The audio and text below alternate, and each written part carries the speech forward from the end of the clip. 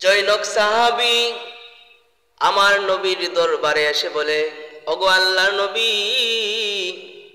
আমি সাহাবী এতটাই গরিব, আমার ফ্যামিলির মধ্যে কোনো শান্তি নাই, অশান্তি নিয়া ফ্যামিলি চালাই, ঘরের মধ্যে কোনো বরকত নাই, কোনো আয় উন্নতি নাই।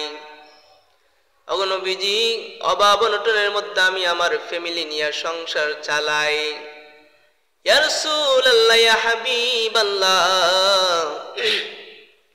কি করলে আমার ঘরের মধ্যে শান্তি আসবে, রহমত আসবে, টাকা পয়সা ভরপুর হবে?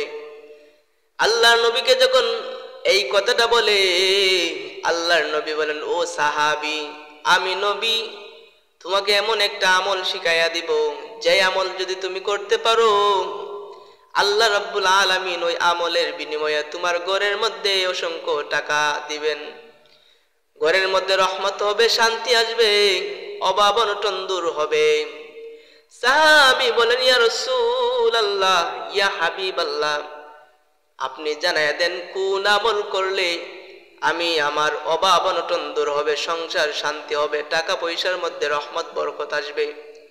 আল্লাহর নবী বলেন, ও সাহাবী শুনো, তুমি যদি সূরাতুল ইখলাস যদি সূরা ইখলাস প্রতিদিন পবিত্র অবস্থায় যদি তুমি পড়তে পারো, ঘরে ঢুকার সময় যদি সূরা ইখলাসটা পড়ে তুমি ঘরে ঢুকো, আবার বাহির হওয়ার সময় যদি সূরা ইখলাসটা পড়ে বাহির হও, ওই আমলটা যদি তুমি করতে পারো, আল্লাহ রাব্বুল আলামিন তোমাকে ওই সূরার ইখলাসের বিনিময়ে তোমাকে অভাব অনটন দূর করে দিবে, টাকা পয়সার মধ্যে বরকত দিবে। আল্লাহ রাব্বুল আলামিনের বিনিময়ে তোমার অভাব অনটন দূর হয়ে যাবে। সাহাবী আল্লাহর নবীর কথা শুনে শুনে যখন সূরা ইখলাসটা আমল করতে লাগলো, এক পর্যায়ে সাহাবী গরিব থেকে ধনী হয়ে গেল।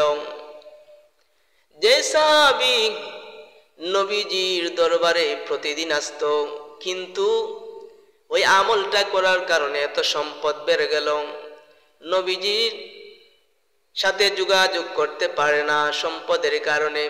হঠাৎ একদিন নবীজির সঙ্গে দেখা, আমার নবী বলেন, ও সাহাবী, তোমার কি অবস্থা, কেমন আছে এখন?